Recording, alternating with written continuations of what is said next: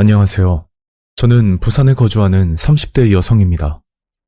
제가 어린 시절 소중한 친구를 먼저 떠나보내고 한참을 외로워할 때 사회생활을 하면서 정말 가깝게 지냈지만 지금은 이름조차 말하기 힘든 그런 언니가 하나 있었죠.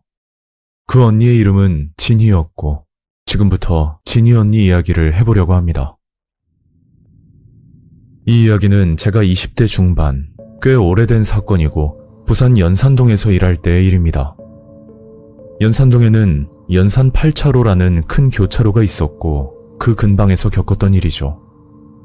사실 연산동이 첫 직장은 아니었고 저는 첫 직장을 고등학교와 연계된 대기업 생산직으로 취업을 했습니다. 제가 사회생활이 처음이라 그랬던 건지 직장 내 불합리한 것들과 부조리를 견디지 못하고 반항심에 충동적으로 회사를 나와버리게 되었는데 그 후로 다시 취업을 해보려고 노력했지만 생각만큼 취업은 쉽지 않았고 결국 문턱이 조금 낮은 중소기업에 입사를 하게 됩니다. 하지만 그곳은 말로 표현 못할 만큼 비정상적이었고 앞전에 근무했던 대기업의 노동 여건과는 너무나도 다르더군요. 하루 12시간 근무는 기본이고 매일 같은 야근에 제대로 된 수당까지 받을 수 없었습니다. 저는 격리 업무를 담당하고 있었지만 실제 제가 맡은 업무는 사무장으로 있으면서 심지어 경영까지 맡아 일을 하고 있었죠.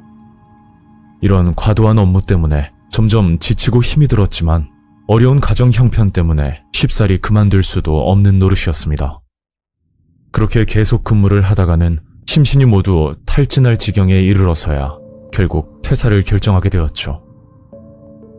저는 퇴사를 하고 나서 친구의 소개로 대학가의 한 호프집에서 일을 하게 됐고 호프집 매니저로 일한 지 6개월 차에 접어들었을 때 호프집 사장님의 잘 아는 지인분께 스카우트 제의를 받게 되었습니다. 그 당시 기준으로 상당히 괜찮은 고용 조건이었지만 그게 유흥에 관련된 일이었기 때문에 저는 한참 고민할 수밖에 없었죠. 하지만 부모님 건강도 좋지 않으셨고 거기다 하나뿐인 동생을 돌봐야 하는 책임감 때문인지 며칠을 고민하다 결국 일을 시작하게 되었습니다. 그렇게 처음으로 화류계 생활을 하게 되었는데 부산에선 이를 나가요 아가씨라고 부르곤 했죠. 일을 하면서도 잘못된 선택이다, 이제라도 그만둘까 하는 생각이 하루에도 수십 번 들었지만 가족들을 생각하면 그런 생각은 사치에 불과했습니다. 그렇게 힘든 화류계 생활을 하다가 이야기의 주인공인 진희 언니를 만나게 됐고 언니는 제게 큰 위로이자 이제는 큰 그리움으로 남아있게 되었죠. 일단 진희 언니에 대해 말씀드리자면 언니는 누가 봐도 예쁜 얼굴이었지만 그보다 더 예뻤던 것은 언니의 마음씨였습니다. 타고난 성품, 그저 그 사람 자체가 따스하고 아름다운 사람이었는데 모든 사람들이 흔히 아는 긍정적이고 근처에 있으면 주변 사람들을 기분 좋게 만드는 사람이라고 볼 수 있었죠. 만약 같은 가게 아가씨가 실수를 하거나 아니면 급하게 급전이 필요할 때 항상 먼저 나서서 도와줬었는데 뭐 그렇다고 자신의 몫을 챙기지 못하는 사람도 아닐 만큼 똑부러지면서도 남을 위한 배려심이 넘쳤던 사람이었습니다. 언제 한 번은 언니 덕분에 주급이 올랐던 적이 있었는데 저희 가게는 주급으로 돈을 받고 그리고 일을 하면서 팁을 받는 형태로 급여를 받는 구조였습니다. 기본급으로 주급을 받기 때문에 그만큼 매상에 신경을 써야 했고 다른 가게와 다르게 손님 관리를 더욱 철저히 했어야 했죠. 이때 진희 언니는 빼어난 외모로 혼자서 돈을 벌 수도 있었지만 같이 일하는 아가씨의 급여를 올려주고 대신 다른 가게로 이직을 하지 않는다는 조건을 달아 모두가 보는 앞에서 아가씨들의 급여가 올라가는 일이 있었습니다. 이 또한 진희 언니가 가게에서 에이스였기 때문에 가능한 일이었는데 보통 돈만 밝히는 화류계 안에서 이런 일은 있을 수가 없는 일이라고 봐야 했고 진희 언니란 사람에 대해서 다시 한번 생각을 하게 되는 계기가 되어버렸죠. 그리고 사건의 시작은 언니와 룸메이트를 하면서부터 시작되었습니다. 언니와 월세를 반반씩 내면서 지냈지만 큰 돈이 들어가는 보증금을 언니가 냈기 때문에 저는 청소와 설거지를 도맡아 하려는 생각을 가지고 있었죠. 그러나 언니는 워낙 배려심 넘치는 성격이라 집안일도 같이 도와주며 지냈고 게다가 가족 누구도 챙겨주지 않았던 제 생일상까지 차려주었습니다. 정말 힘든 생활이었지만 언니 덕분에 버틸 수 있었고 저는 그런 언니를 친언니처럼 따르면서 지냈었죠. 그러던 어느 날 갑자기 언니가 가게를 그만두었다는 소식을 듣고 저는 깜짝 놀라 언니에게 무슨 일이냐고 물었습니다. 그러니까 잠깐만 쉬었다가 다시 일을 한다는 말뿐 별다른 대답은 듣지 못했고 아마도 그 시점부터 언니는 달라지기 시작했던 것 같습니다. 언니는 방에서 뭘 하는지 모르겠는데 대부분의 시간을 방에서 혼자 보냈고 가끔가다 말을 걸어도 대답은커녕 일방적으로 저를 피한다는 느낌을 받았었죠. 같은 집에서 살았지만 언니의 얼굴을 보기 힘든 날이 많아졌고 저는 갑자기 변해버린 언니 때문에 걱정을 하면서도 한편으로는 제가 언니에게 뭘 잘못했나 싶어 한참을 생각해봤지만 도저히 알 길이 없었습니다. 그렇게 혼자만의 오해를 하고 지내고 있었는데 몇 달 뒤 조용하던 언니의 방에서 전화 통화 소리가 들렸고 정확한 건 모르겠지만 언니가 곤란한 상황에 처한 것 같다는 느낌이 들었죠. 어떻게 보면 저의 추측이지만 전화를 받는 언니의 목소리가 평소와 다르게 굉장히 떨리는 목소리였는데 분명 언니에게 안 좋은 일이 생겼다는 생각이 강하게 들었습니다. 그 전화를 시점으로 거진 방에서만 지내던 언니는 간간히 외출을 하기 시작했고 그 모습을 보고 언니의 마음이 조금 풀렸나 싶어 한편으로는 다행이라 생각했죠. 그러다 제가 일을 쉬고 3일 동안 본가에 다녀온 적이 있었는데 그때의 기억은 아직도 잊을 수가 없습니다. 제가 다시 집으로 돌아왔을 때 언니는 방에서 사망을 한 채로 발견이 되었고 언니의 모습을 보고도 믿을 수가 없었지만 결국 현실을 받아들여야만 했었죠. 이렇게 착한 언니를 왜 이렇게 빨리 데려가느냐고 무작정 원망하고 울부짖었고 저는 조금 진정이 된 후에야 모든 전말을 마담에게 들을 수 있었는데 정말 놀랄 수밖에 없었습니다. 진이 언니가 관리하던 손님들 중에서 언니보다 조금 나이가 어린 20대 남자가 한 명 있었는데 유독 언니를 좋아하다 못해 스토킹까지 하던 남자가 있었다고 하더군요. 그 남자는 500만 원이나 되는 돈을 가져와서 언니와 소위 2차라고 불리는 것을 나가게 되었고 그 과정에서 강제적으로 관계를 맺게 되었다고 합니다.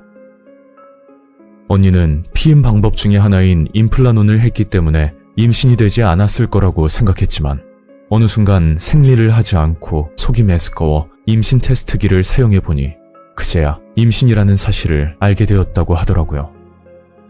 그 남자는 눈치를 챘던 건지는 모르겠지만 언니에게 수시로 하던 연락도 갑자기 끊어버리고 행방이 묘연해졌다고 했죠. 임신 사실을 알게 되었을 때는 이미 임신한 지 2개월이 지난 상태였고 언니는 고민 끝에 중절 수술을 하지 않고 가게를 그만두었던 겁니다. 그 시기쯤 언니가 가게를 그만두게 되었다는 소식을 들었던 거였죠. 그렇게 몇 달 동안 저를 포함한 주변 사람들에게 모든 걸 숨기고 아이를 출산했고 그 당시는 베이비박스가 서울에 하나밖에 없을 정도로 잘 알려지지 않았을 때라 베이비박스를 생각지도 못했던 언니는 고아원 앞에 아이를 두고 왔다고 하더라고요. 그런데 그 아이가 밤새 무슨 일이 있었는지는 모르겠지만 다음날 몸이 상처투성이가 되어 싸늘한 시신으로 발견이 되었고 그 와중에 CCTV도 없어 범인을 특정하기 난감한 상황이었다고 합니다. 그러다 보니 범인은 잡을 수가 없었고 오히려 언니가 영아 살해죄로 몰려 경찰 조사와 재판을 받게 되었다고 했죠. 언니가 방에서 통화를 했던 사람은 담당 경찰관이었고 언니는 이런 상황을 견디지 못하고 결국 극단적인 선택을 했다는 이야기였습니다.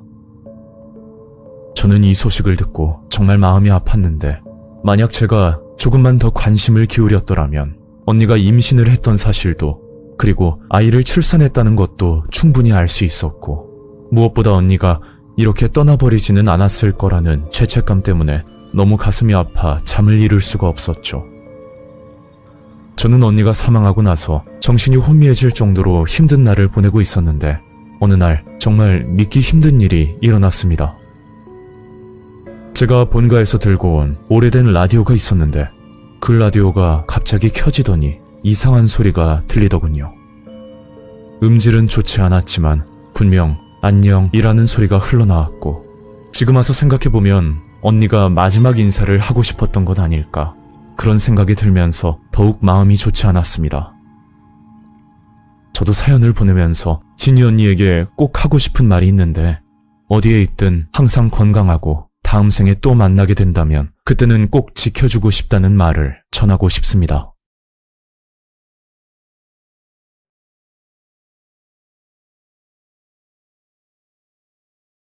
안녕하세요. 저는 대구에 거주하는 40대 남성의 택시기사입니다. 제가 괴들남님께 제보드릴 사건은 택시업을 하면서 일어났던 사건이고, 한순간의 잘못된 행동으로 큰 위험에 빠질 뻔한 무서운 경험입니다. 때는 7년 전, 제가 택시업을 막 시작했을 때 있었던 일이었죠. 저는 원래 운전 관련된 일을 하고 있다가 아는 지인의 소개로 택시업을 하게 되었고, 생각보다 이 일이 적성에 맞아 하루하루 즐겁게 일을 하고 있을 때였습니다. 그러다 사건이 있었던 그날은 제가 야간조 택시 운행을 했던 날이었고, 저는 손님 승차를 위해 동성로 시내 근처로 가서 손님을 기다리던 중이었죠. 그리고 대략 20분 정도 지난 뒤 어떤 한 여성 손님을 태우게 됐고, 그 손님을 태우기 전까지 수많은 고민을 했었습니다. 참고로 동성로에는 술집들이 많은 편이라 대부분 술에 취한 승객들이 주로 많은 편이었는데, 제가 택시업을 하기 전부터 들었던 말들이 바로 술 취한 여성 손님이 제일 무섭다는 말이었죠. 그런 생각을 할 수밖에 없었던 건 터무니없는 행동으로 인해 억울하게 성추행범으로 몰리는 경우를 많이 봤기 때문에, 웬만하면 술 취한 여성 손님 혼자 있을 때는 특히 더 조심해야 한다는 이야기를 수도 없이 들었던 게 원인이었습니다. 저 손님, 어디로 가실까요? 기사님, 저 죄송한데 부탁 좀 하나 드려도 될까요? 네? 무슨 부탁이요? 아니, 제가 집이 좀 멀거든요. 원래 오늘 친구 집에서 자기로 했는데 제가 일이 생겨서요.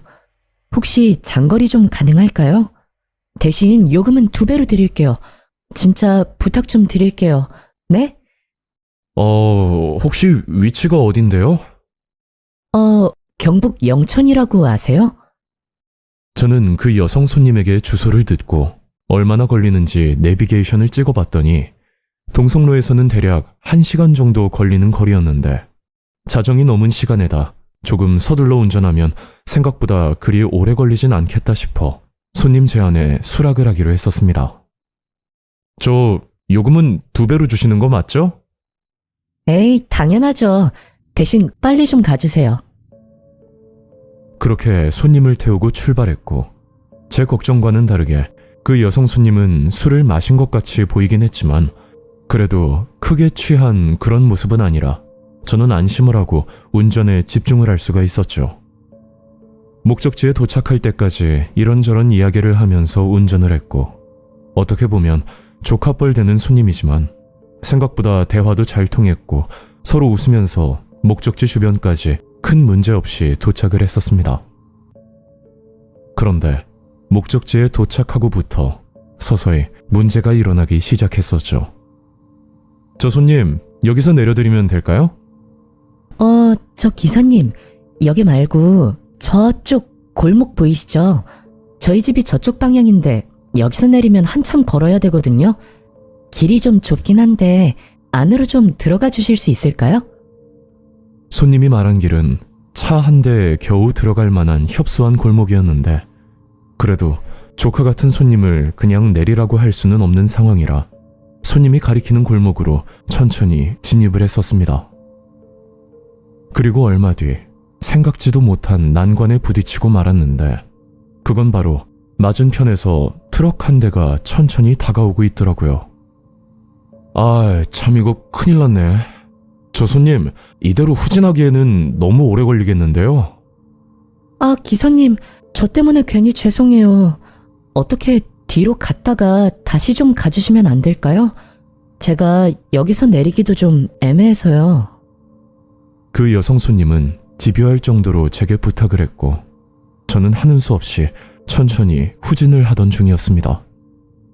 그런데 이번에는 제가 들어온 골목으로 또 다른 차량이 들어와 버린 아주 최악의 상황이 벌어졌었죠. 그러니까 제 차량 앞뒤로 차량 2대가 가로막은 상황이었고 저는 중간에 갇혀서 이동 자체가 불가능해져 버렸습니다. 그런 상황에 제 차를 막고 있던 차량 2대가 서로 차를 못 빼겠다고 실랑이를 벌였고 이대로 있다가는 손님 집은 물론 제 업무도 피해가 갈 것 같은 생각에 일단 차에서 내려 이 상황을 해결을 해야겠다는 생각뿐이었죠. 저 기사님, 내리지 마시고 잠깐 제 말 좀 들어보세요. 제가 차에서 내리려고 안전벨트를 푸는 순간 뒤에 있던 여성 손님이 다급하게 말을 했었고 저는 손님에게 왜 그러냐고 물었습니다. 아니, 기사님, 저기 좀 보세요. 밖에 있는 저 아저씨들 조금 이상하지 않아요?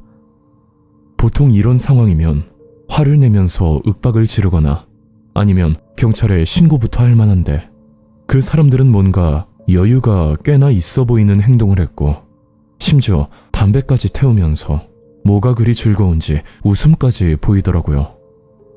그걸 보고 있으니 이상한 괴리감이 자꾸 들면서 여성 손님 말대로 택시에서 내리면 안 되겠다는 판단이 들었고 일단 먼저 경찰에 신고부터 해야겠다는 생각이 들었습니다. 그렇게 경찰에 신고를 하고 있었는데 그때 제 앞을 막고 있던 트럭 주인이 운전석 창문을 두드리면서 차에서 내리라는 액션을 취했고 저는 끝까지 문을 열지 않고 한번 버텨보기로 마음을 먹었었죠. 제가 창문도 열지 않고 계속 그러고 있으니 밖에서는 택시를 발로 걷어차면서 위협을 했고 저와 여성 손님은 겁에 질려 경찰이 오기만 손꼽아 기다리고 있었습니다. 그리고 잠시 뒤 경찰차 사이렌 소리가 들렸고 그제야 안심을 하고 문을 열었는데 저는 또 한 번 깜짝 놀라고 말았었죠. 제 택시를 앞뒤로 막고 있던 차량 주인 2명이 어디로 도망을 갔는지 사라져버린 상황이었고 경찰관에게 자초지종을 설명하고 차량 번호판 조회를 진행했었는데 2 차량 모두 명의자가 없는 말소 차량으로 밝혀졌습니다. 주로 범죄 목적으로 이런 대포차를 타고 다니는 걸로 알고 있는데 막상 눈앞에서 그런 사실을 듣고 나니 심장이 내려앉는 무서운 기분이었죠. 그렇게 제 차에 있던 블랙박스를 경찰에게 건네고 레카차를 부른 뒤 골목에 있던 2대의 차량을 빼고 나서야 저는 다시 대구로 향할 수 있었고 제 택시에 타고 있던 여성 손님은 경찰과 함께 집으로 간다고 얘기를 들었습니다. 그리고 얼마 뒤 이 사건을 담당하던 수사관님께 전화가 걸려왔고 제게 사건에 대해서 설명을 해주셨는데 그 이야기를 듣고 나니 정말 아찔하고 온몸에 소름이 끼치도록 무서웠습니다. 그 당시 경북 영천 같은 시골 마을에서 주로 일어나는 범죄 수법이었는데 트리오라는 이름을 쓰는 3인조 공갈 협박범들이 용의자라는 이야기였죠. 자세한 범죄 수법은 차량 한 대가 겨우 들어갈 만한 좁은 골목에서 주로 이루어지는데 한 명이 밖에서 망을 보고 있고 만약 타깃이 되는 차량이 골목에 들어가면 나머지 2명이 대포차를 끌고 들어와 앞뒤를 막아놓고 사람이 내리길 기다리고 있는다고 합니다. 누구라도 그 상황에는 당연히 내릴 수밖에 없을 거라 생각이 드는데 만약 차에서 내리게 되면 금전적인 피해는 물론 목숨까지 위험할 정도로 폭행을 서슴지 않는다는 섬뜩한 말까지 들었었죠. 저는 전화를 끊고 나서 하늘이 도와주신 거라 그렇게 생각이 들었고 그날 택시 손님으로 만났던 여성 손님의 예리한 눈썰미가 아니었다면 저는 둘째치고 그 손님도 무사하지 못했을 거란 끔찍한 생각이 듭니다. 어떻게 보면 생명의 인연이라고 볼 수 있는 손님이라 저는 다시 한번 찾아가 감사하다는 말을 건넸고 현재까지는 아무 사고 없이 무탈하게 택시업을 잘 이어나가고 있죠. 제가 택시 일을 하면서 개들남님 채널을 즐겨 듣고 있고 저도 한 번은 꼭 제보를 하려고 마음만 먹고 있다가 이렇게 사연을 보내게 되었는데 사연과는 별개로 택시를 이용하는 시청자 여러분들께 마지막으로 꼭 하고 싶은 말이 하나 있습니다. 저희 택시 기사들도 한 가정의 아버지 그리고 누군가에게는 소중한 자식이니 그 점 한 번 더 생각해 주시고 너무 심한 막말이나 또 과격한 행동은 좀 주의해 주셨으면 하는 게 제 바람입니다.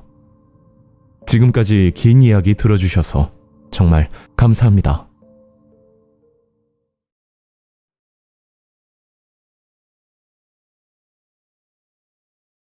안녕하세요.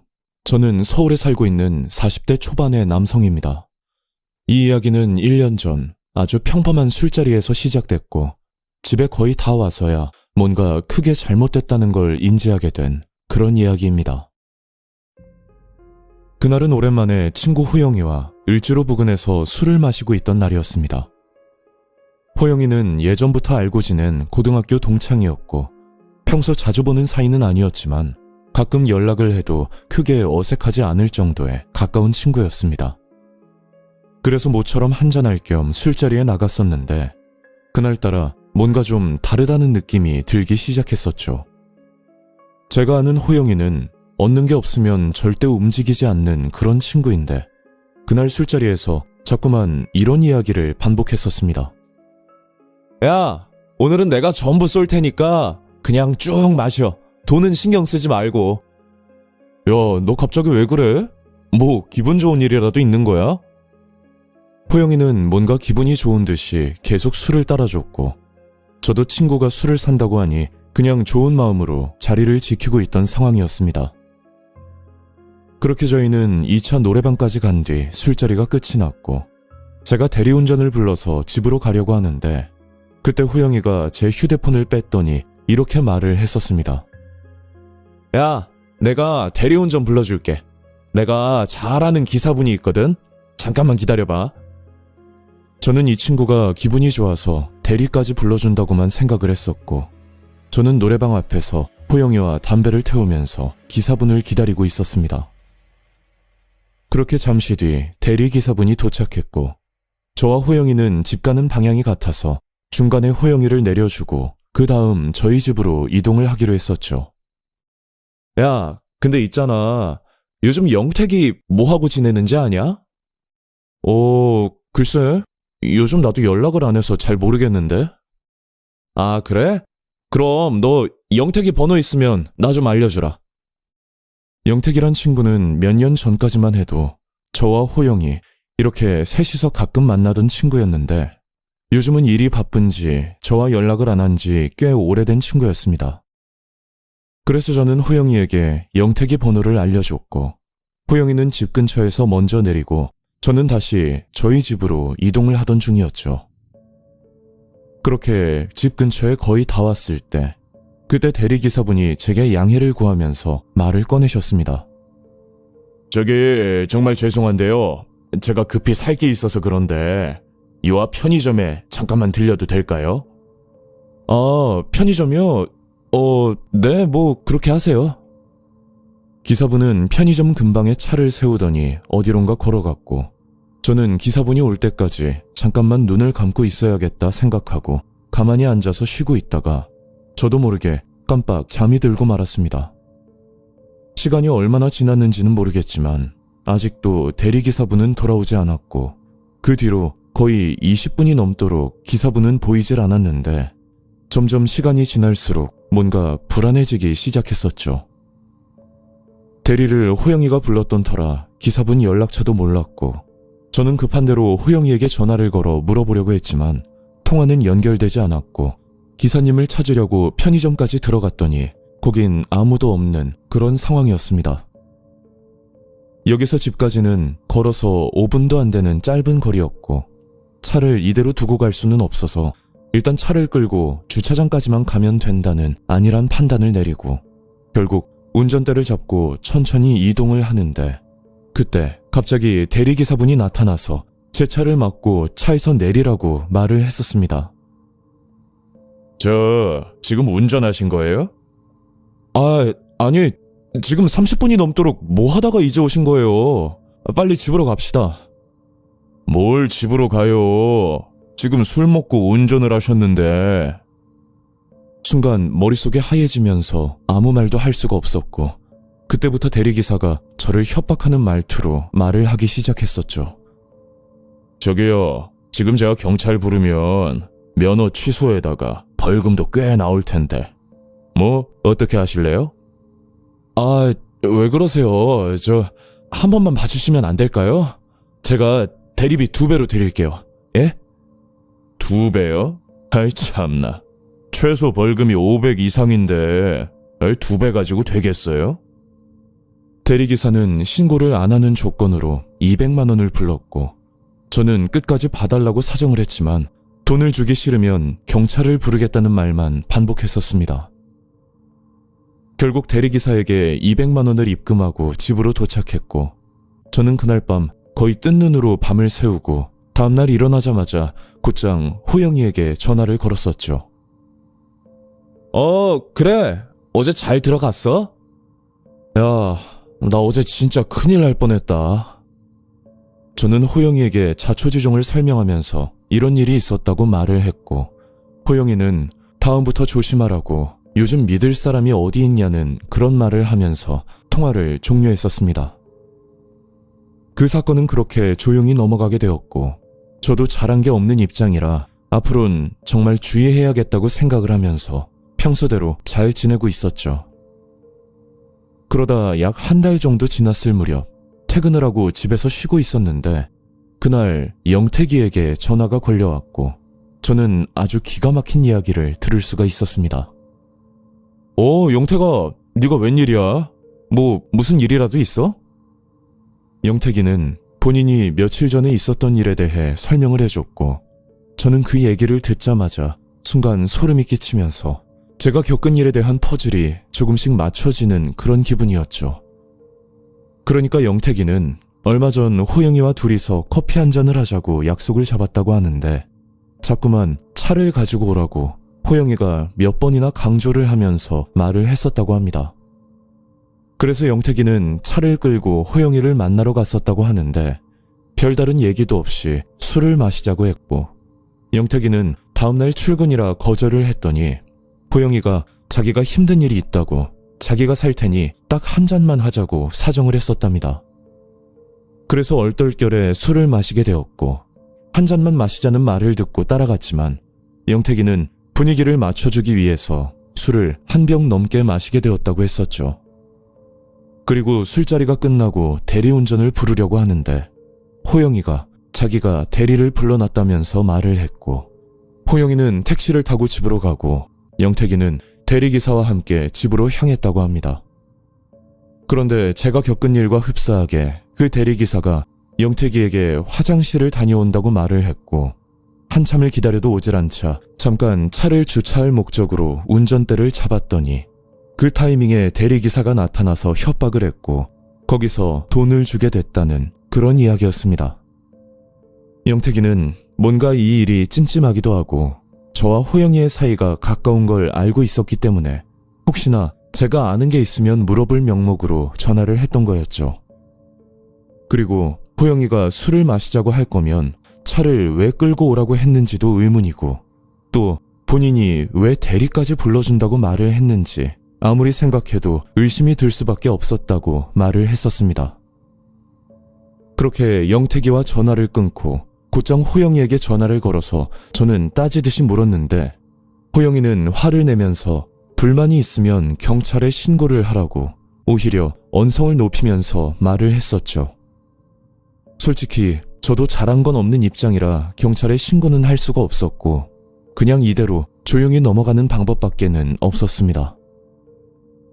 명확한 증거는 없지만 분명히 호영이와 그 대리기사가 짜고 치는 갈치수법이란 생각이 들었고 그 사건이 있고 나서 지금은 번호까지 지우고 아예 남보다 못한 사이로 지내게 되었죠.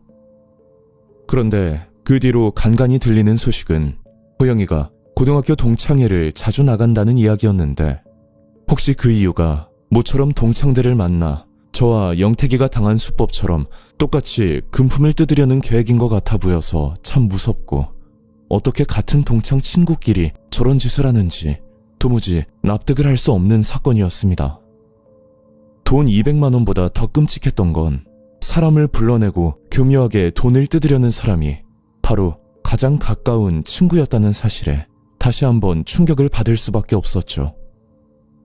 이 일을 겪고 가장 가까운 사람이 가장 무서울 수 있다는 걸 다시 한번 인지하게 되었고, 혹시 시청자분들 중에 저와 비슷한 상황이 생긴다면 정말 주의하시고, 요즘은 누가 술을 한잔 하자고 하면 겁부터 나는 그런 세상이 된 것 같아서 참 씁쓸하기만 합니다.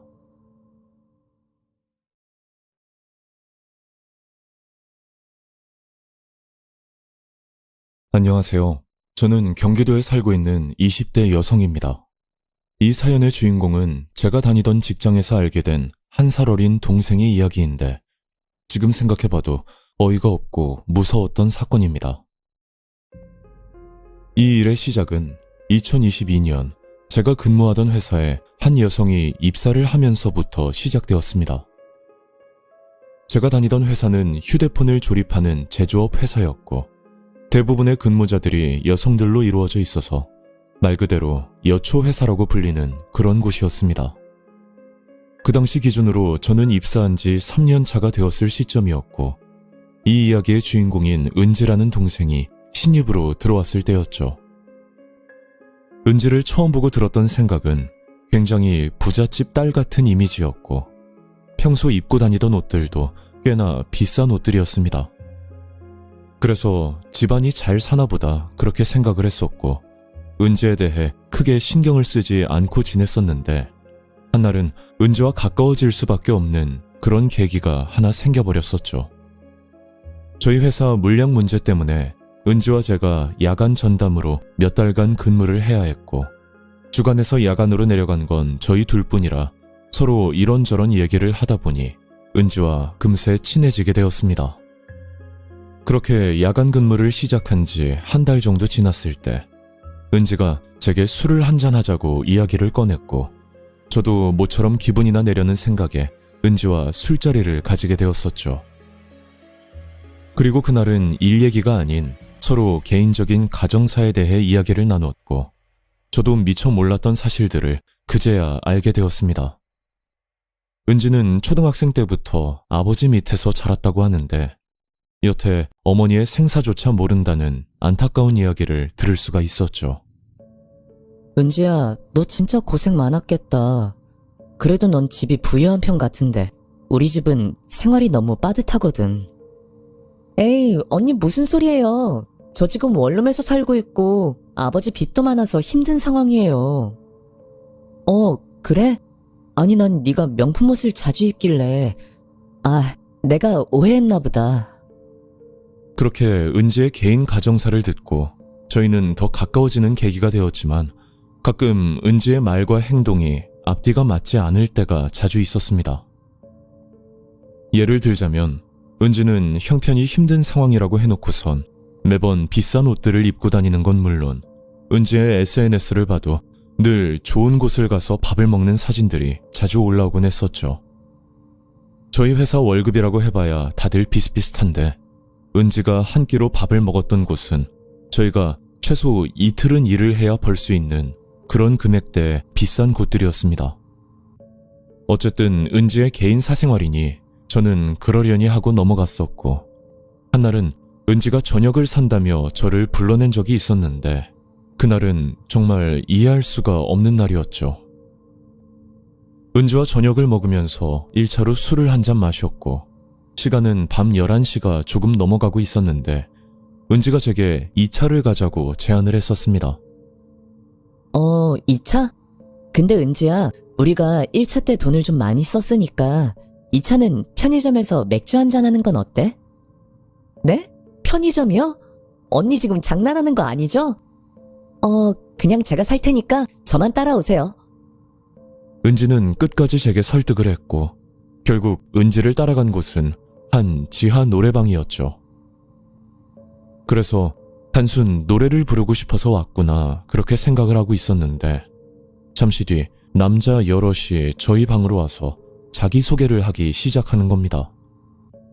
알고 보니 거긴 호스트바라고 불리는 여성 전용 노래방이었는데, 은지는 아무 거리낌 없이 남자를 초이스하고 술을 마시면서 놀기 시작했었죠.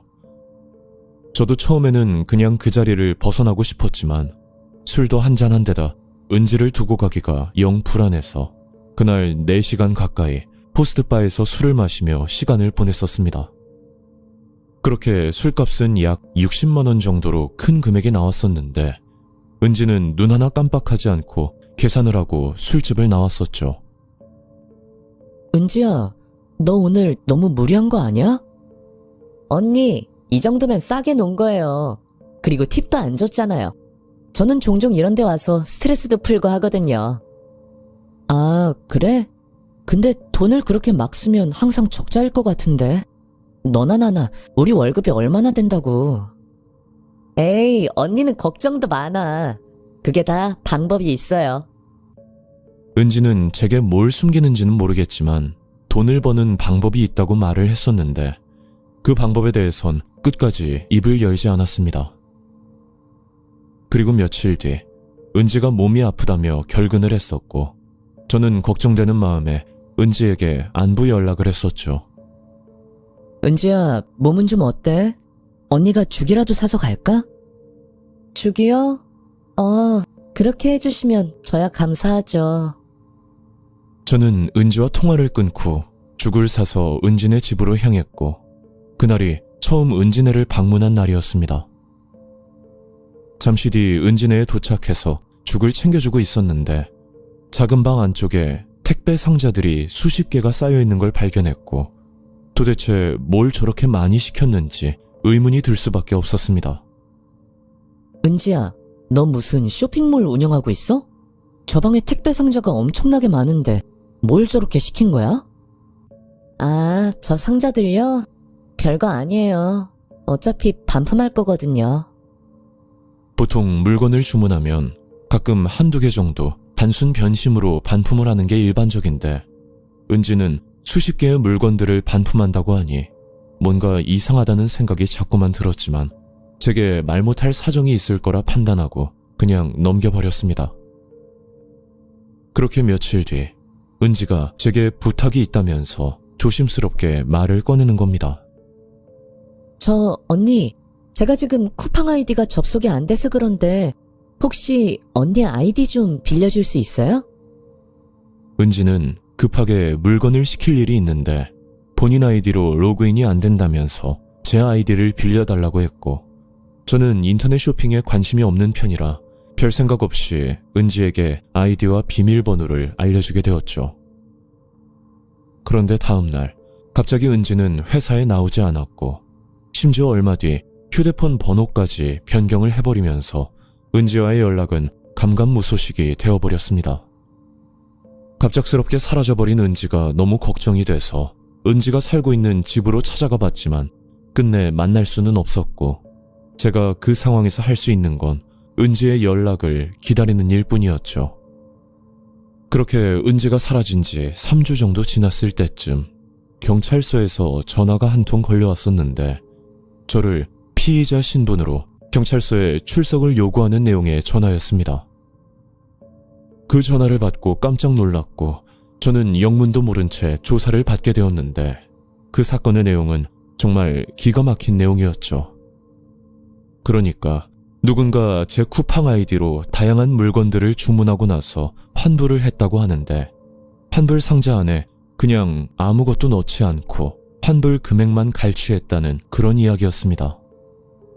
지금은 잘 모르겠지만 그 당시 쿠팡에서 선환불 제도라는 게 있었는데 소비자가 반품 요청을 하면 판매자가 상품을 확인하지 않아도 즉시 환불이 이루어지는 편의성을 노린 악질 사기 범죄였죠. 저는 정말 몰랐던 일이라 자초지종을 설명했었고 아이디를 빌려주긴 했지만 물건 주문 시 결제 카드가 제 카드가 아니었기 때문에 다행히도 혐의를 벗어날 수가 있었습니다. 집으로 가면서도 너무 황당하고 어이가 없었는데 누가 봐도 범인은 은지였고 도대체 은지가 무슨 짓을 하고 다니는지는 모르겠지만 지금까지 은지를 걱정했던 제 자신이 참 한심스러울 뿐이었죠. 그리고 얼마 뒤 담당 경찰분께 연락을 받았고 은지가 검거가 되었다는 말을 들었습니다. 은지는 물건들을 주문하고 악의적으로 환불 요청을 한 뒤 남은 그 물건들은 중고 앱으로 판매를 했다는 소식과 함께 중고 앱을 통해 본인이 입었던 속옷들까지 판매를 하면서 돈을 벌었다는 충격적인 내용도 들을 수가 있었죠. 은지가 말했던 돈을 버는 방법이 바로 이런 것이라는 걸 알고 나니 참 허무하고 씁쓸한 생각이 들었습니다. 그렇게 은지는 집행유예를 받았다고 들었고 그 후로 저는 일상생활을 하면서 다시 잘 지내고 있었는데 어느 날 은지가 저희 회사 앞으로 찾아와 제게 이런 말을 꺼낸 적이 있었죠. 언니, 오랜만이에요. 저 때문에 괜히 죄송해요. 그래서 정식으로 사과도 할 겸 제가 이번에 생각한 좋은 아이템이 하나 있어서 언니랑 같이 한번 해보면 어떨까 싶어서요. 일단 여기는 회사니까 요 맞은편에 제 차가 있거든요. 거기서 이야기 좀 해요. 은지야, 나 너 이렇게 보는 거 너무 불편해. 그러니까 그냥 돌아가줘. 은지는 이번 일을 겪고도 정신을 차리지 못했는지 제게 돈을 벌게 해준다며 자꾸만 이상한 말들을 했었고 저는 은지 말을 무시하고 다시 회사로 들어가려고 하는데 그 착한 표정을 지으면서 말을 하던 은지가 갑자기 욕을 하기 시작했고 은지의 차라고 생각했던 그 차 안에서 어떤 남자 2명이 내리는 걸 목격할 수가 있었습니다. 그걸 보고 나니 도대체 무슨 목적으로 제게 찾아온 건지도 모르겠고 만약 그 차를 제가 탔더라면 또 무슨 일이 생겼을지도 모르는 일이기에 저는 너무 무섭기만 했었죠. 다행히 그 뒤로는 은지와 마주친 적은 없지만 아직도 회사 앞에 찾아올까 싶어 늘 조심을 하면서 지내고 있고 은지처럼 무서운 사람과 한때 가깝게 지냈다는 사실이 저는 너무 후회스럽기만 합니다. 이 일은 제게 직접적인 큰 피해는 없었지만 아무것도 모르고 은지와 계속 가깝게 지냈다면 분명 무서운 사건에 휘말렸을지도 모른다고 생각하니 지금 생각해봐도 정말 아찔했던 그런 경험이었습니다.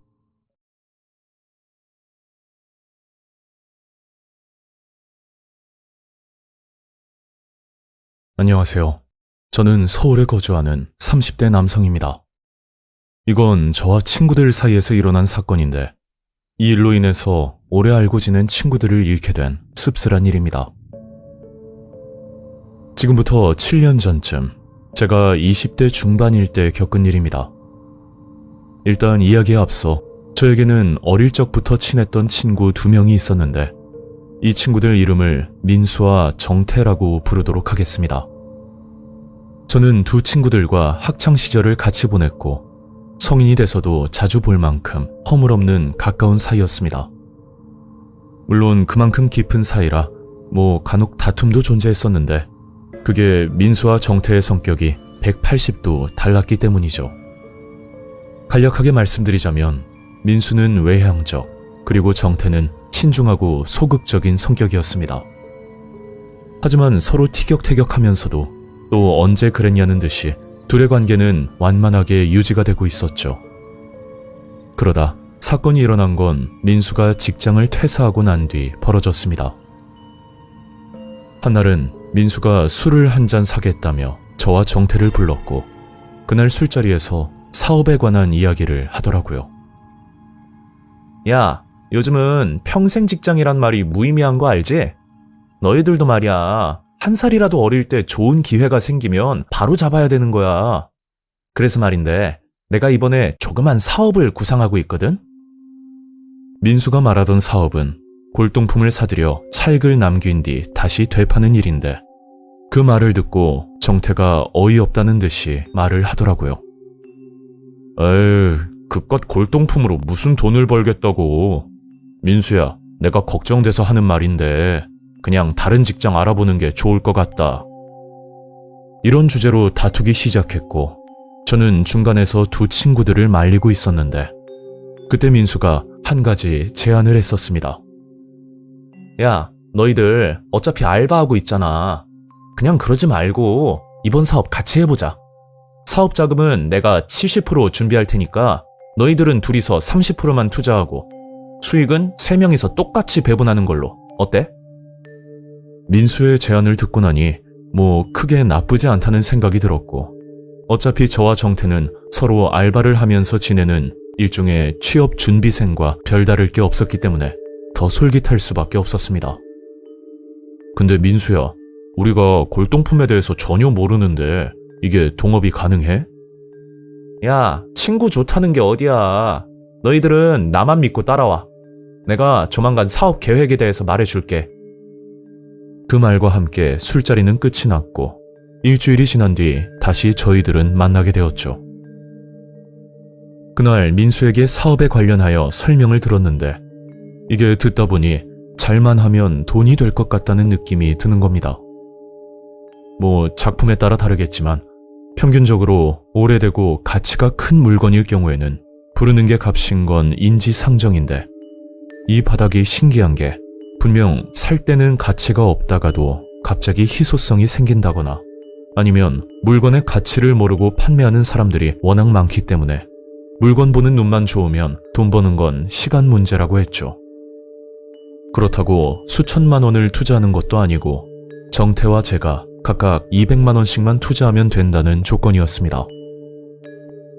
솔직히 말해 저와 정태는 이 사업에 대해서 큰 메리트를 느끼진 못했지만 그래도 지금까지 친구로 지낸 세월이 있기 때문에 그 돈은 없다는 셈치고 그냥 투자를 하기로 생각했죠. 그렇게 민수는 800만 원, 그리고 저와 정태는 각각 200만 원씩 투자를 했고 각종 중고 사이트를 돌아다니면서 약 100만 원 상당의 골동품을 구입했었습니다. 그리고 이 물건들을 다시 인터넷에 되팔기 시작했는데 뭐 어느 정도 예상은 했지만 물건은 전혀 팔리지 않았고 저희들은 낙담할 수밖에 없었죠. 민수야, 더 손해보기 전에 그냥 그만두고 우리 투자금이나 돌려줘. 야, 사업이라는 게 단기간에 잘 되면 개나 소나 하는 거지. 그리고 조금 손해봤다고 다시 돈을 돌려달라는 게 말이 되냐? 그날 민수와 정태는 금전적인 문제로 크게 다퉜고 저는 둘의 싸움을 말리느라 굉장히 난감한 상황이었습니다. 결국 정태는 집으로 가버렸고 투자금을 돌려주지 않으면 평생 민수를 만나지 않겠다고 말을 하는데 그 말을 듣고 민수 녀석도 화가 났는지 마음대로 하라는 식으로 말을 하더라고요. 뭐 이미 말씀드렸지만 서로 싸우다가도 금세 풀렸던 사이라 잘 해결이 될 줄 알았지만 이번에는 결이 달랐습니다. 아마 금전적인 부분 때문에 더욱 그런 것 같은데 저는 중간 입장에서 누구의 편도 들어줄 수가 없었죠. 그렇게 한 달 정도 지났을 때 민수는 정태에게 투자금을 돌려주고 화해를 하려고 했지만 정태는 돈을 받았음에도 민수를 더 이상 만나지 않겠다고 하더라고요. 그러니 민수도 화가 날 수밖에 없었고 결국 둘의 사이는 되돌릴 수 없을 만큼 꼬여버렸습니다. 그러다 며칠 뒤 말 그대로 대박 사건이 일어났는데 그게 민수가 구입한 골동품을 무려 3배 이상으로 사겠다는 구입자가 나타났고 민수 말로는 나이가 진득하게 드신 중년의 남자였다고 합니다. 그 남자는 민수가 가져온 물건들을 비싼 가격에 구입을 했고 그 덕에 100만 원 정도의 차익을 남겨 처음으로 돈을 벌게 된 날이었죠. 저는 기쁜 나머지 정태에게 이 소식을 알렸는데 그 말을 듣고 정태는 다시 민수를 찾아와 정말 황당한 말을 하더라고요. 네가 그랬잖아. 수익이 나면 똑같이 배분한다며. 야, 지금 장난하냐? 아니 그건 투자했을 때 얘기고 내가 너한테 투자금 돌려줬잖아. 그럼 자동으로 계약 파기되는 건데 그걸 몰라서 묻냐? 제가 봐도 정태가 무슨 생각으로 저러는지 모르겠는데 민수가 돈을 버니까 무작정 찾아와 수익을 달라는 건 누가 봐도 비상식적인 행동이었죠. 내가 지금까지 너랑 알고 지낸 정이 있으니까 친구로서 마지막 기회는 줄게. 그렇게 민수가 꺼낸 이야기는 사업 수익을 받고 싶으면 500만 원을 투자하라는 말을 하더라고요. 이미 신뢰를 잃었으니 돈을 투자하지 않으면 정태와 일을 하지 않겠다고 했고 이번에는 서로 계약서까지 쓴 뒤 수익을 배분하기로 했었습니다. 한마디로 정태는 200만 원을 돌려받고 다시 500만 원을 투자하게 된 거죠. 그리고 다음 날 정태는 500만 원 수표를 한 장 가지고 왔고 그날 수익은 공평하게 배분되었습니다. 하지만 얼마 뒤 모든 사건의 전말과 그리고 충격적인 사실이 밝혀지게 되었죠. 그게 정태가 가져온 수표가 진짜가 아닌 위조 지폐라는 걸 알게 됐고, 화가 난 민수는 정태를 죽여버리겠다는 말까지 하면서 경찰에 신고를 하겠다고 말을 하더라고요. 그런데 민수는 이상하게 신고를 하지 않고 뜸을 들이고 있었는데, 그 또한 전부 이유가 있었습니다. 이건 나중에 알게 된 사실인데, 민수의 골동품을 산다던 의문의 남자는 애당초 존재하지 않았고, 본 계획은 저와 정태의 투자금을 노리고 접근했던 겁니다. 그런데 민수는 정태와 사이가 틀어지자 다시 정태에게 투자금을 돌려주고 더 많은 돈을 뜯어내기 위해 이런 계획을 세웠는데, 정태는 역으로 민수를 속일 작정으로 위조 지폐까지 준비를 했던 거죠. 말 그대로 사기꾼 위에 사기꾼이 있었던 거고, 민수 녀석도 본인의 사기 행각이 밝혀질까봐 경찰 신고를 하지 못했던 겁니다. 그렇게 두 친구의 사기 행각은 서로 법적 싸움까지 갔고, 민수는 초범의 비교적 소액이라 벌금형으로 끝이 났지만, 정태는 통화 위조죄로 징역 3년형을 선고받게 되었습니다. 그 사건이 있고 난 뒤 저는 두 친구들과 연락을 끊게 되었고, 가까운 관계일수록 금전거래는 조심해야 된다는 것을 다시금 깨닫게 되었죠. 현재 그 친구들의 근황은 알 수 없지만, 만약 두 친구가 서로 감정의 골이 더 깊어졌다면 돈이 문제가 아닌 목숨까지 노리는 사이가 될 수도 있겠다는 생각에 너무 섬뜩한 기분까지 들었습니다. 저는 그 당시 100만 원 가까운 돈을 잃었지만 오히려 그 덕에 큰 경험을 했다고 생각하고 웬만하면 금전 거래는 하지 않고 지내고 있습니다.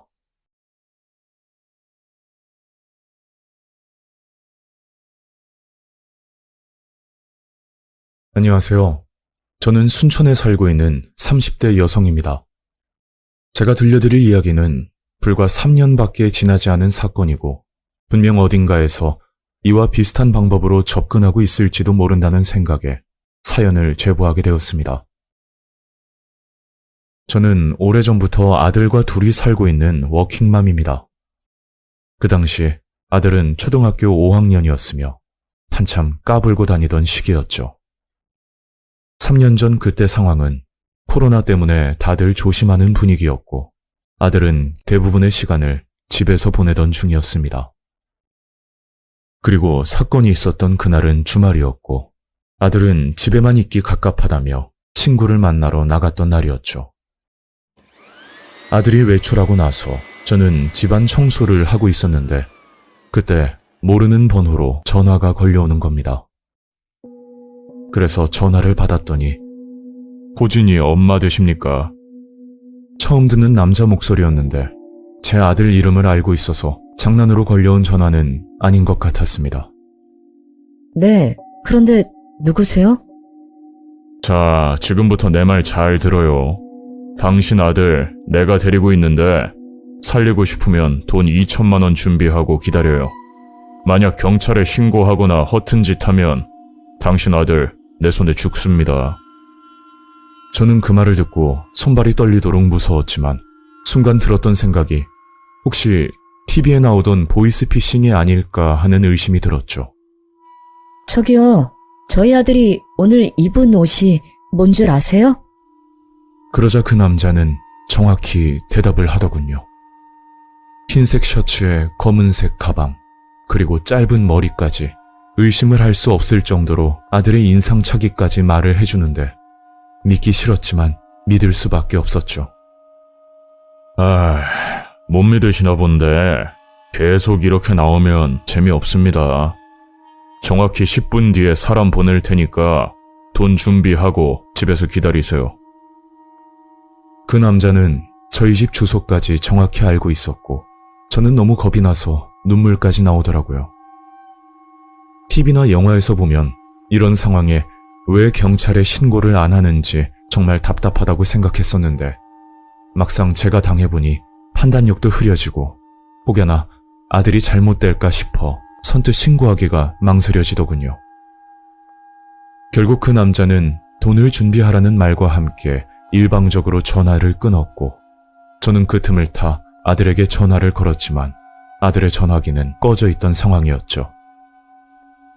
전화기까지 꺼져 있으니 더욱 불안한 마음에 곧장 집을 나와 돈을 출금하고 나서 서둘러 다시 집으로 들어왔습니다.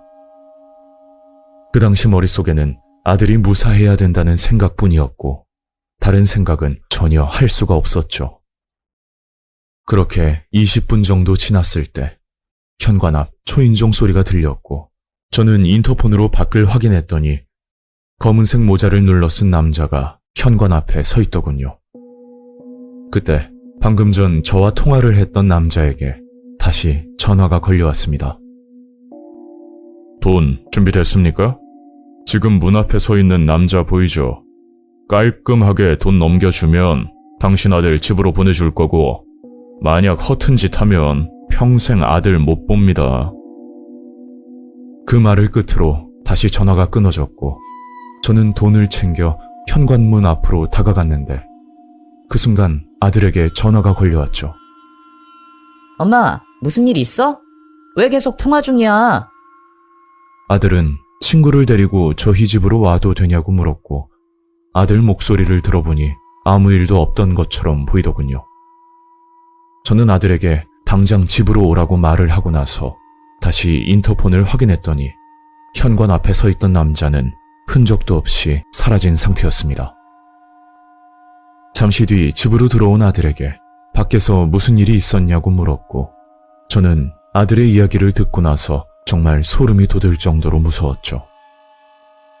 아들은 친구를 만나 PC방에서 게임을 하고 있었는데 아들 또래로 보이는 여자아이가 다가와서 말을 걸었다는 겁니다. 너희들 요즘 휴대폰 뭐 써? 저희 아들은 갤럭시 휴대폰을 사용 중이었는데 요즘 학교에서 아이폰을 안 쓰면 따돌림을 당한다는 그런 이야기를 나눴다는 거였죠. 여자아이는 자기를 따라오면 아이폰으로 바꿔주겠다는 말을 했고 아들과 친구는 호기심에 그 여자아이를 따라갔다고 합니다. 그곳은 유동인구가 많은 골목 부근이었는데 골목 한켠에 조그만 부스가 설치되어 있었다고 했죠. 아들은 여자아이를 따라 그곳으로 들어갔고 부스 안에는 40대 정도로 보이는 남자가 앉아 있었는데 몇 가지 정보를 적으면 무료로 아이폰을 준다고 말을 했답니다. 아들은 신이 나서 이름과 집 주소 그리고 제 번호까지 불러줬다고 하더군요.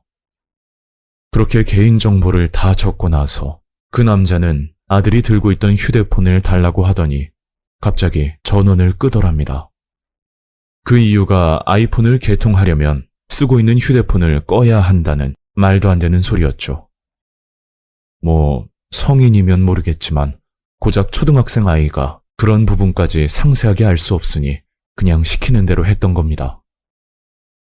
그 와중에 범인들은 저에게 전화를 걸어 아들을 납치했다는 협박을 하고 있었던 거죠. 그리고 경찰 신고 후 들었던 내용인데 이와 비슷한 사건들이 몇 차례 있었고 범인들은 단순히 돈을 뜯어내는 게 전부가 아니라는 말을 듣게 되었습니다. 돈을 받는다는 목적으로 집까지 찾아온 뒤 만약 문을 열어주게 되면 여성의 경우 그 자리에서 납치를 당할 수도 있다고 하더군요. 반대로 남성은 돈을 받고 그냥 가는 게 아닌 흉기로 신체의 일부분을 훼손시키는 무서운 놈들이라는 겁니다.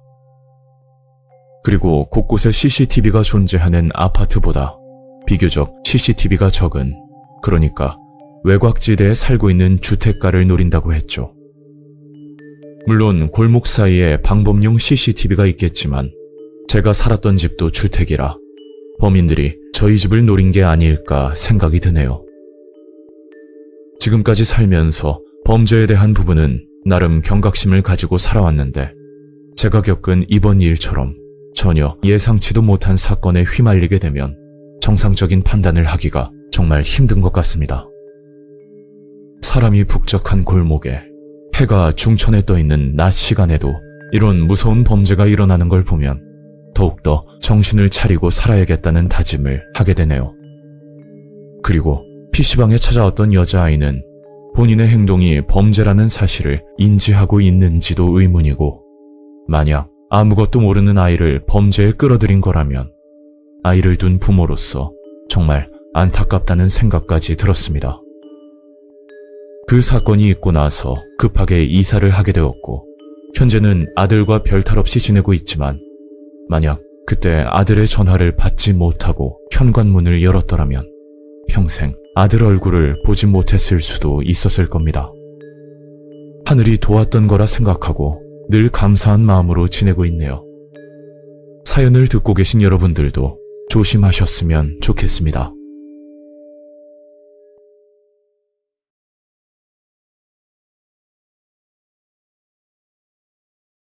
안녕하세요. 저는 인천에 살고 있는 40대 초반의 남성입니다. 이 이야기는 지금으로부터 약 6년 전에 있었던 일인데, 한순간의 유혹으로 제 인생을 끔찍하게 바꿔놓은 이야기입니다.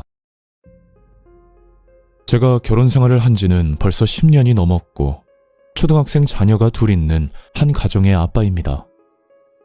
이 일을 겪기 전까지는 남들처럼 평범하게 출퇴근을 하면서 주말이면 아이들과 시간을 보내는 그런 평범한 가장의 모습이었죠. 그런데 제가 유혹에 빠지게 된 건 어느 날 회사 동료 한 명과 술을 마시면서 시작되었고, 만약 그때로 다시 돌아갈 수만 있다면 정말 소원이 없을 것 같습니다. 태준아, 너 요즘 재테크 같은 거 하고 있냐? 재테크? 아유, 재테크는 무슨. 나 한 달 용돈 30만 원이고 거기다 우리 가족 생활하기도 빠듯해.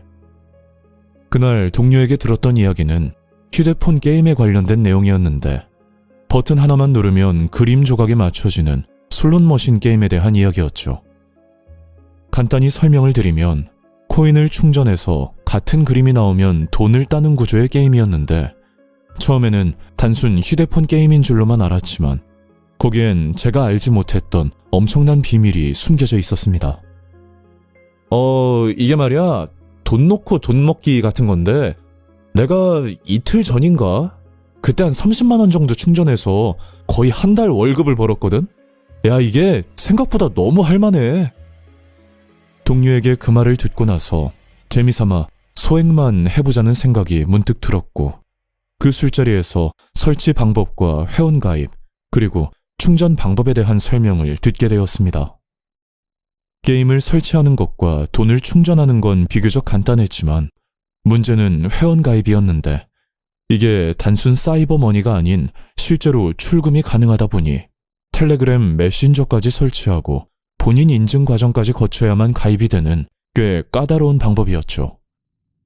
아무튼 복잡한 회원가입 과정을 끝내고 그날 밤 집으로 가서 10만 원을 충전하고 게임을 시작했었습니다. 평소 같으면 퇴근을 하고 집안일도 도와주고 아이들과 시간을 보내면서 그렇게 마무리를 하는 편이었는데, 그날은 종일 휴대폰을 보고 있으니 아내가 저에게 눈치를 주는 게 느껴질 정도였습니다. 그런데 그땐 뭐가 단단히 씌었는지 그런 건 전혀 신경이 쓰이지 않았고, 만약 돈을 따게 되면 아내의 선물도 하나 사줄 생각으로 큰 기대감에 부풀어 있었죠.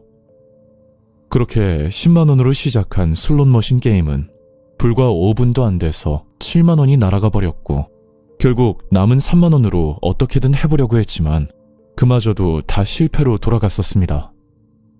순식간에 용돈의 3분의 1이 사라져버렸고, 그때 느낌은 허탈한 건 두말할 것도 없고 왜 이걸 시작했는지 제 자신이 참 한심스럽게 느껴질 뿐이었죠. 그리고 다음날 출근을 해서 일을 하다가 어제 슬롯머신에 대해서 설명을 해준 동료 직원이 제게 자랑을 하듯이 말을 꺼내는 겁니다. 태준아, 이것 좀 봐봐. 아니, 내가 어제 심심해서 조금 해봤거든? 근데 2번 만에 잭팟이 터지더라고. 회사 동료의 말은 슬롯머신 게임을 하다 보면 숫자 7 그림이 있는데, 이 그림이 모두 맞춰지면 베팅한 금액의 10배를 받을 수 있고, 어제 게임을 하다가 2번 만에 잭팟이 터졌다는 그런 말이었습니다. 그러니까 30만 원을 베팅해서 한 방에 300만 원을 벌었다는 이야기였는데, 그냥 말만 하는 게 아니라 돈이 들어있는 통장 캡처본까지 보여주니까 너무 부럽고 대단하다는 생각이 들었었죠. 그래서 정말 그러면 안 되는 걸 알지만 마지막으로 딱 한 번만 더 해보기로 하고 그날 10만 원을 충전해서 다시 게임을 시작했었는데, 마치 누가 도와주기라도 하듯이 10만 원으로 시작했던 게임이 120만 원까지 올라갔었습니다. 그때 기분은 잠도 오지 않을 만큼 너무나 좋았고 이미 제가 베팅한 금액보다 이득을 본 상태였기 때문에 조금 잃더라도 손해라는 생각은 전혀 들지 않아서 저도 회사 동료처럼 그냥 재테크라고 생각하고 시간이 날 때마다 조금씩 게임을 하면서 지내게 되었죠.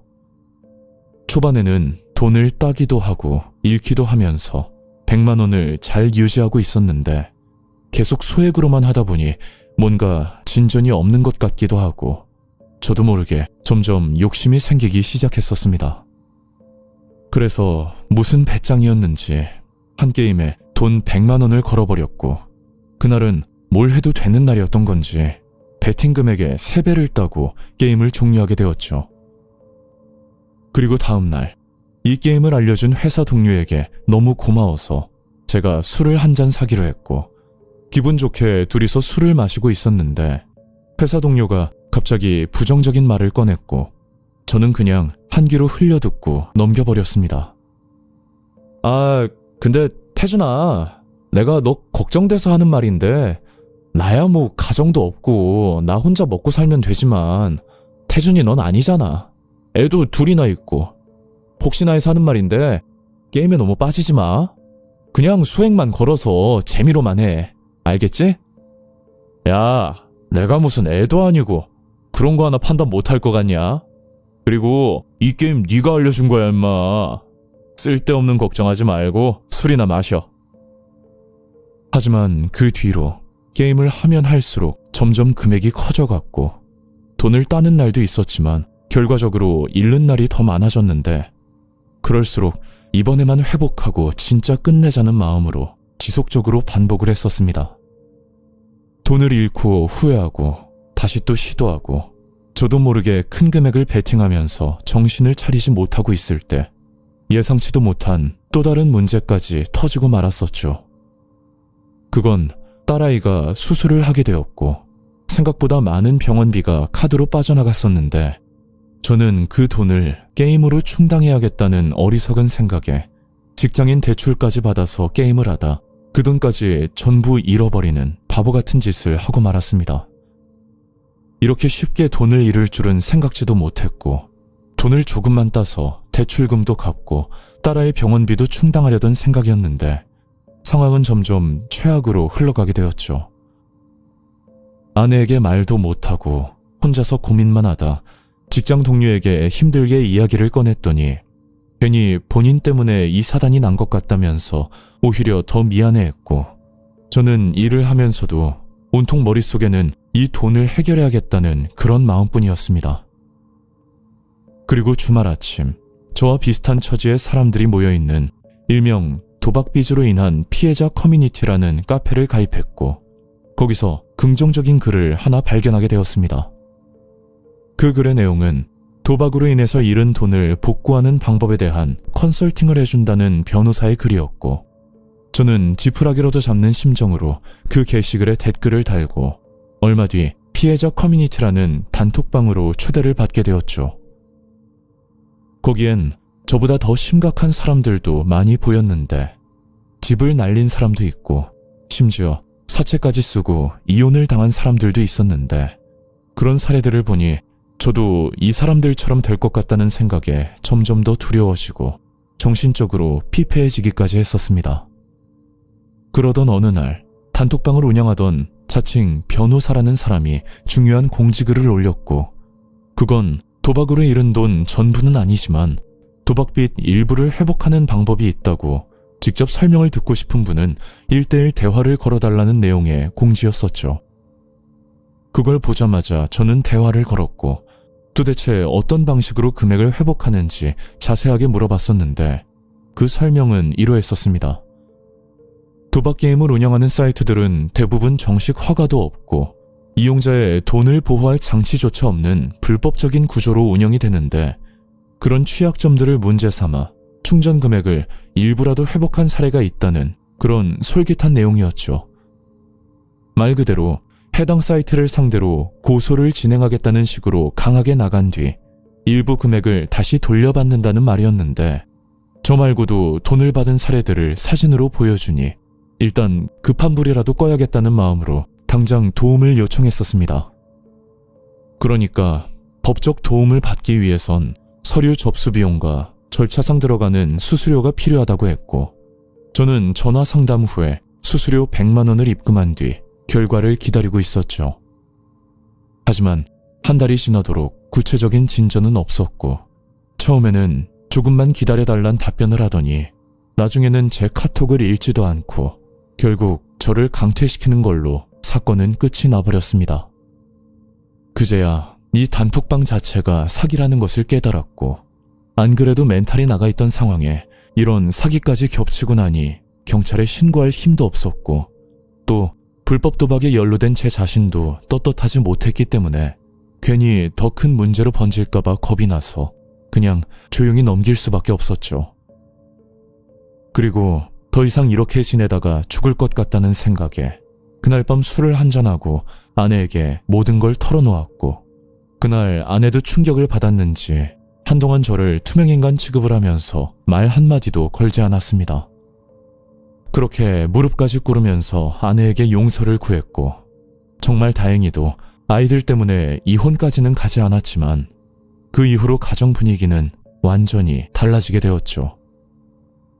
이 일이 6년 전에 있었던 일이고, 현재도 대출금이 조금 남아있는 상황인데, 그때의 잘못된 선택 하나가 아직까지 제 인생을 몇 년째 묶어두고 있습니다. 도박에 빠진 것도 잘못이지만 도박보다 더 잔인했던 건 사람의 절망을 이용해서 사기를 치는 인간들이었고, 요즘도 단톡방에서 피해 금액을 복구시켜준다는 미끼로 사람을 더 나락으로 떨어뜨리는 사기 수법이 활개를 치고 있는 걸 보면 도대체 뭘 믿고 살아야 할지 모르겠습니다.